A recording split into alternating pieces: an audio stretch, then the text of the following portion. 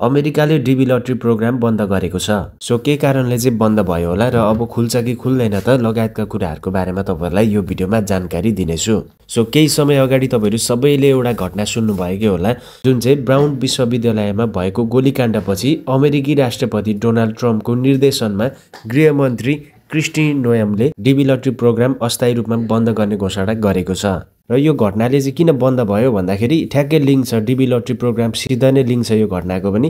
जस्तै गोलीकाण्डमा संलग्न भएको जुन व्यक्ति छ त्यो व्यक्ति चाहिँ डिबी लटरी प्रोग्रामबाट नै अमेरिका प्रवेश गरेको भनेर खुलेको छ।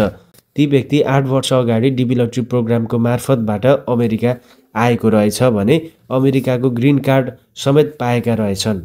र त्यो घटना घटिसकेपछि त्यसमा अनुसन्धान भयो र यी सबै कुराहरू थाहा पाइसकेपछि चाहिँ भने डोनाल्ड ट्रम्पले तत्कालको लागि चाहिँ डिबी लटरी प्रोग्राम बन्द गर्नको लागि निर्देशन गरेको र त्यही सो निर्देशनको अनुसारले चाहिँ डिबी लटरी प्रोग्रामलाई चाहिँ अस्थायी रूपमा बन्द गरेको छ। यो सधैँभरिको लागि पर्मानेन्ट तरिकाले चाहिँ बन्द गरेको होइन। सो केही समयको लागि बन्द गरेको छ र अब सबै कुराहरू मिल्दै गएपछि पछि खुल्नु सक्छ। सो फर्म भर्दाखेरि $1 लाग्ने नियमहरू ल्याउँदै गर्दाखेरि सो बिचैमा अब यस्तो घटना घटेर चाहिँ बन्द भएको छ। सो तपाईहरुलाई चाहिँ अब डिबी लटरी प्रोग्राम खोल्नुपर्छ कि पर्दैन त के जस्तो लाग्छ त कमेन्ट गर्नु होला।